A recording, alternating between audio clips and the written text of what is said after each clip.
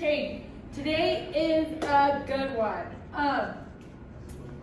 I would say there's gonna be a good anterior chain burnout. We're starting with the supine leg raise, so we're down. Okay, we're up in that hundreds curler with our shoulders just slightly off of the ground. You can have your hands behind your head, out to a T, or you can keep them underneath, whatever's more comfortable. And you're just gonna bring those legs down, and then bring it back up. Get a little tilt or a rock of those hips up at the top so that you really engage those lower abdominals as you're doing this. So you have 12 of those. Then we come over and we've got a chin up. So hands are facing you. You can use a band, or if you're actually strong, you don't need to use a band. Whoa, that doesn't mean you can't say that. Guys, I've never done a pull-up in my life. I've never done one. A chin up? What's the difference? Chin-ups this That way, one. pull-ups this way. Oh, chin up. Yeah, Yep. I can't even do a chin up. I bet can't. you can. I bet Okay, you can. so we're gonna go here. Make sure that as you're doing this and you're pulling, you're not pulling with your shoulders coming close to your ears. Drop them down and back so that your lats are engaged as you're pulling that chin up. So you've got 8 to 10 of those. Then we come over. I'm excited for this one. Here we have a dumbbell iso quad hold with a banded curl. So we've got the bands here, and we've got our dumbbells. So we've got our iso quad hold. Remember, the farther out on the box, the harder it is, okay? So the farther back you sit on the box, the more support you'll have for that weight. You're gonna hold that weight out in front of you, and then you're curling forward, okay? So you're extending all the way, so palms are up, and then as you pull, palms will face you in that curl.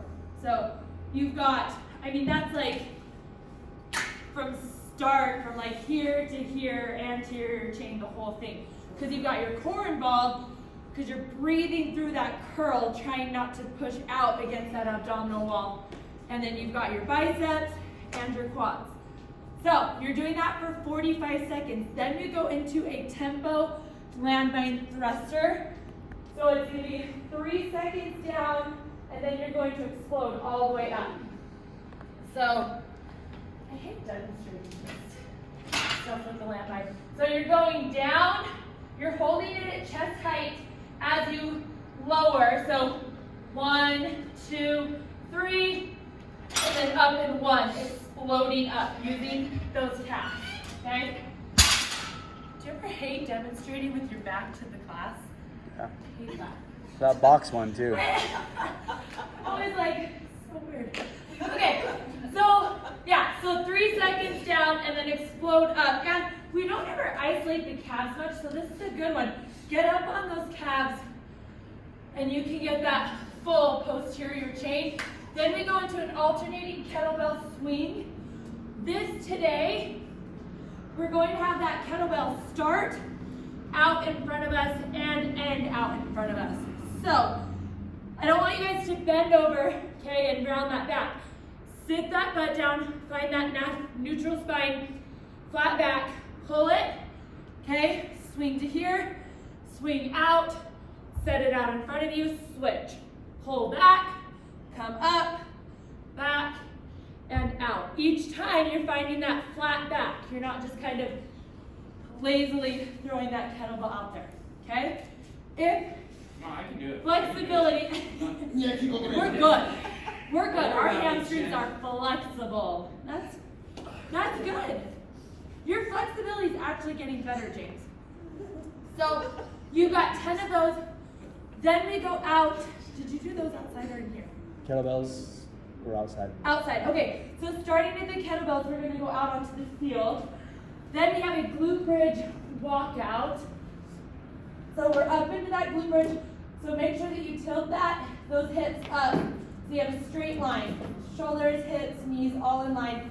And you're going to walk those feet out as far as you can without moving your hips. So again, you can kind of put your hands on those hip bones and feel how much movement you're getting as you're walking out and in. So you're gonna do this for 45 to 60 seconds, pushing through the heel of that foot so that you get even more hamstring activation. Then we go into a Superman with a banded pullback. So we're here, okay, bands are around. We also have the big long bands that you can just hold because we might not have enough mini bands for this. So you're gonna be down, and just because your stomach is on the floor doesn't mean that you don't use your core during this. You still wanna inhale, and then as you exhale, wrap those transverse abdominis around your inside and pull that core up and in. And so you're gonna lift those legs up, and you're gonna pull back. So your chest should be off of the ground, your legs as far as you can get them up, as far as that back will let you extend, get off the ground, and then you're just gonna pull back. When you're pulling back, make sure that you're not shrugging, that your shoulders again are down and back so that you get more of that back activation and into those lats. So you have 10 to 12 of those. Then we have a banded tricep extension. You can use a dumbbell or a weighted bar. So the mini band is gonna stay around your hands. Okay? You can grab a dumbbell, or if you want, grab the weighted bar. Just make sure that you have it hands up. And then you're going to have that band around your wrist, and you're gonna go down, and then fully extend straight up.